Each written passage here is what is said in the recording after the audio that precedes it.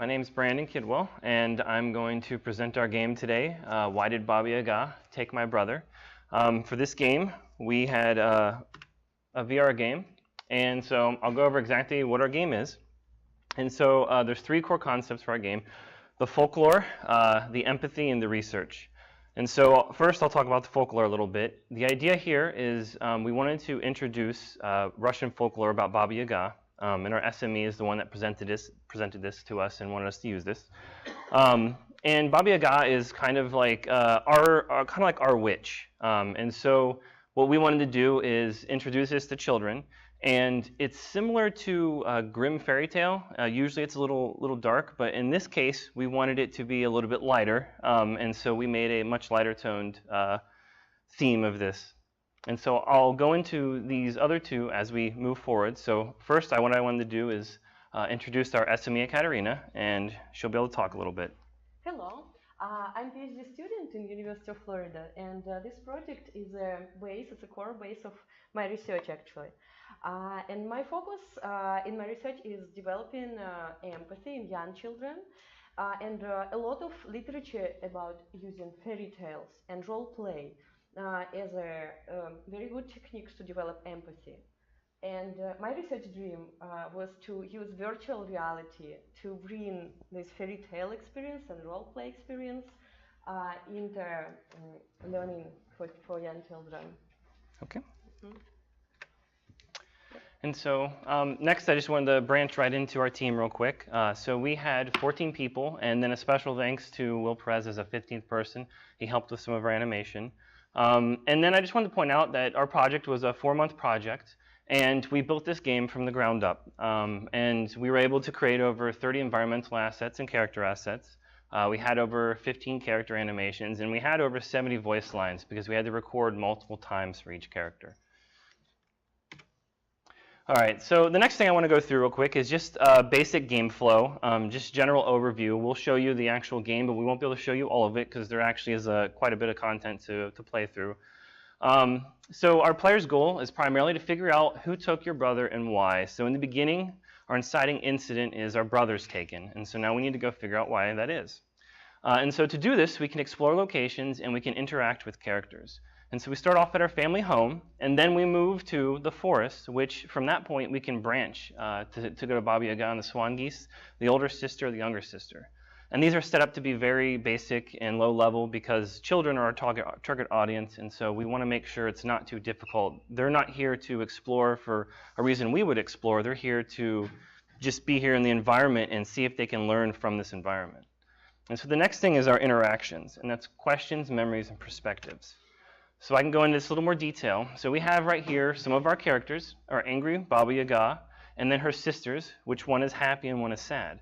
And then we also have our mouse character, who acts as a mentor. And so on the right, we can see a question bubble, a memory on the bottom left, and on the right is perspective. And all of the empathy characters that you can interact with will have these next to them. And so in our demo, we will briefly show a little more of how these interactions actually occur. And so the last little bit is our modular development. And so when Ekaterina came to us, one of the things that she wanted to do with her research is that she wanted to be able to make changes on the fly. So if the experiment was supposed to be just let the children go through it and experience it, good. And then if she wanted to say, I want to turn off a character and I want to see what happens, and if the children can come to the same conclusion without a character there, she can do that. We also integrated Yarn, which is a tool here you see in the middle, that allows us to create the dialogue flow, and it allows us to assign where in the audio plays and how it plays, and then our questions that will appear. And then on the left, we have a little example of how an empathy character is set up, and we can build more empathy characters from this template. And then similar to a previous VR game with the Tin Man, we were kind of going more towards this Telltale type game.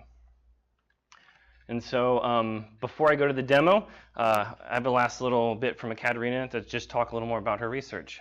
Yeah, sure. So this game is done. But for me, my work is just starting at this point because I'm going to use this game a lot. And this summer, actually, I'm starting from May. And I'll go to school in Gainesville, and I will work with the children, and I will collect a lot of data and do research on the base of that.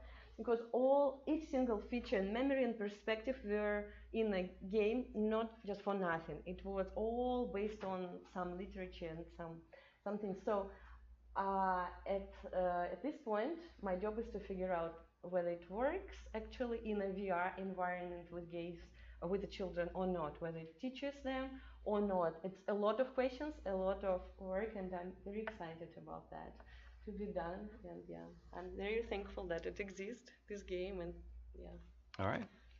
So then we will move to our demonstration.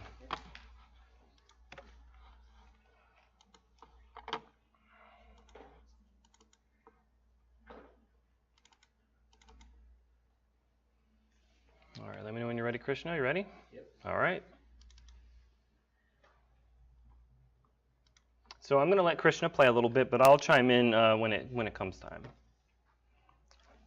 Volume. Your mother and I are going to the market. Make sure to watch your brother.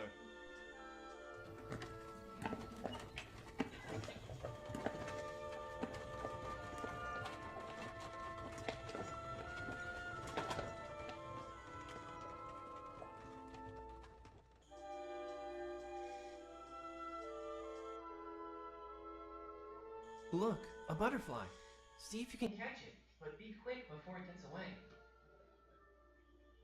Oh no! Those swan geese just flew off with your brother. Where are they taking him? What should we do? So each location has signposts that will allow the child to navigate around the world. And so we're going to go to Baba Yaga's place right off the bat. Look, there are the geese that took your brother. We should go find out where he is.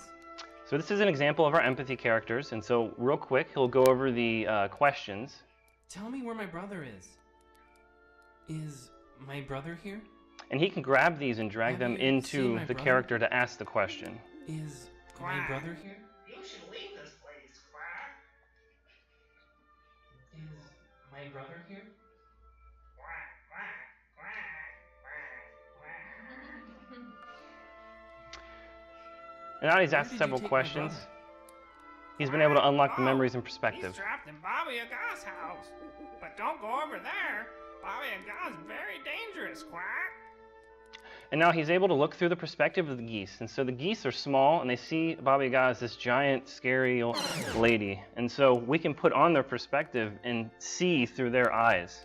And then if we turn them off, we can then see from our perspective again. So it allows the children to kind of get an idea of what this character is seeing. The next thing on top is the memories. And so this is just a brief storybook kind of element. So he'll play it real quick. Many years ago, I was a human just like you. We all lived in a small village, along with Baba Yaga and her family. Baba Yaga was my best friend, Quack. One summer, I went traveling with my father. All right, I we'll met cut it a there. Beautiful princess. If you want to see it, you'll have to play the rest of it. But the next thing we want to show you real quick is, why don't you go over there and see if anyone's in that house.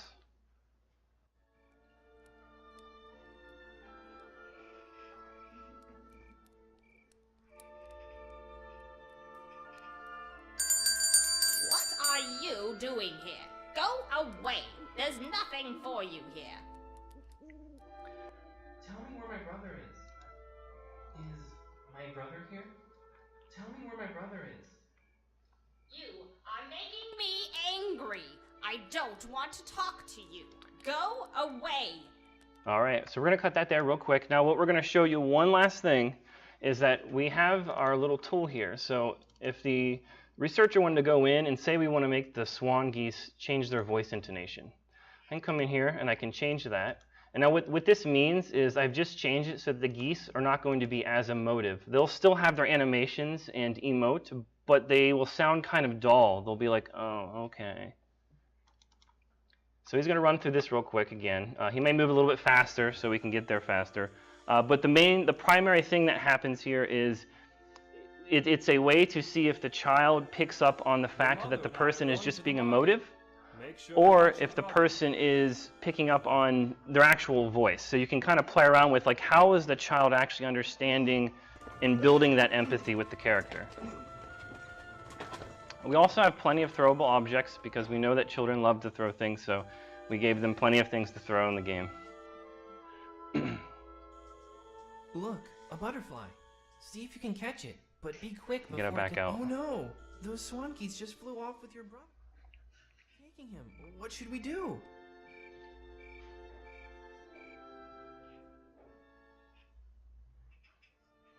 Look, there are the geese that took your brother. Okay, he's going to go to the second question. So he's going to ask the first one, which is just kind of a fearful response. Is my brother here?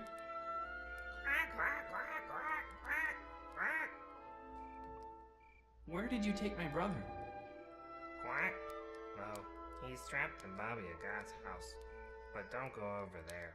Baba Yaga is very dangerous. Quack. So that's basically it. So, and that's it. Thank you.